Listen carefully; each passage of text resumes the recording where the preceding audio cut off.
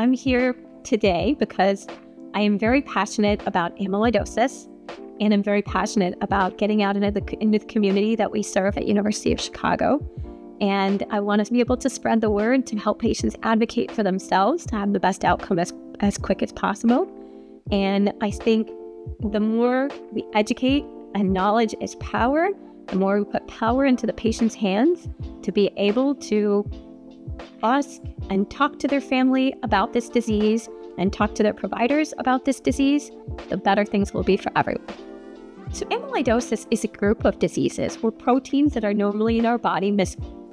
When they misfold, they like to bunch together and deposit in lots of places in the body. And when they deposit in those bodies, they can harm those places in the body. They can harm those different parts of the organs. For me, as a heart failure cardiologist, one of the most common manifestations is heart failure from deposition of the protein into the heart. But it can also cause nerve problems, carpal tunnel, spinal stenosis, eye problems, even joint problems and other musculoskeletal problems. Genetic testing used to be a very challenging thing from an insurance perspective and a kind of unknown abyss about what the long-term consequences would be. Genetic testing has become easier and is a good way, again, to put the power in your hands to advocate for yourself and to understand what your future may hold. We can do genetic testing either by blood test or by saliva test, where a patient literally spits in a cup and it takes DNA from the cheek cell. And we like to kind of pre-counsel people just to help them understand what the repercussions will be if they are positive or negative afterwards. So it's important to make sure that you engage with a physician or a genetic counselor that really understands how to interpret the results before you even do the genetic test. After the genetic testing, we do another set of counseling that's to discuss the results and to help understand what are the chances that you will develop the disease if you are positive for a genetic variant.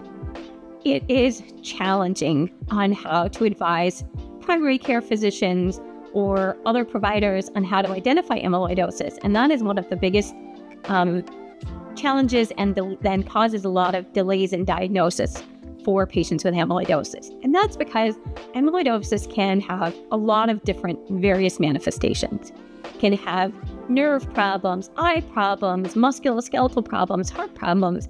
And unfortunately, the way modern medicine is that things have become very compartmentalized.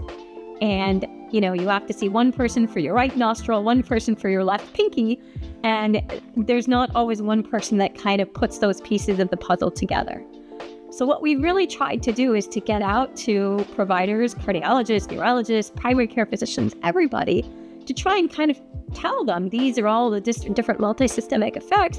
And if you notice this constellation of symptoms, as long as you're thinking about it and you have that index of suspicion, you've already won the game.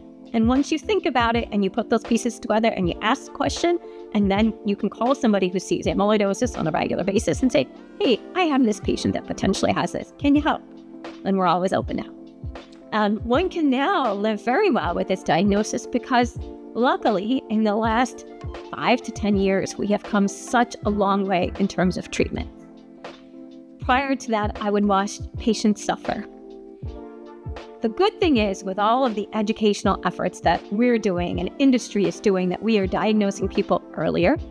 And when we diagnose them earlier, they are more responsive to treatments that we now have.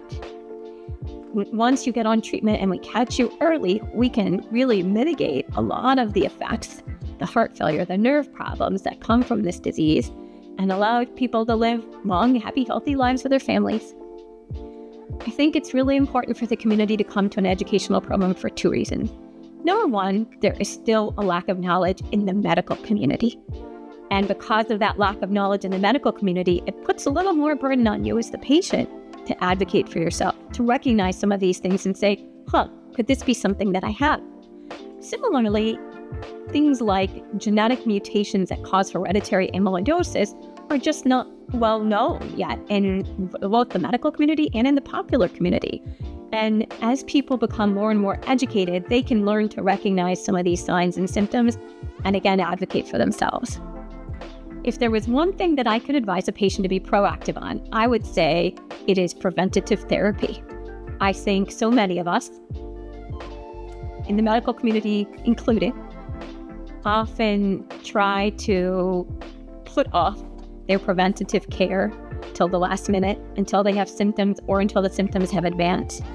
And I cannot express more the urgency, the importance of following guidelines that have been set for screening for things like coronary artery disease, for screening for things like cancers. Those things are so important to catching things early and to advocating for yourself.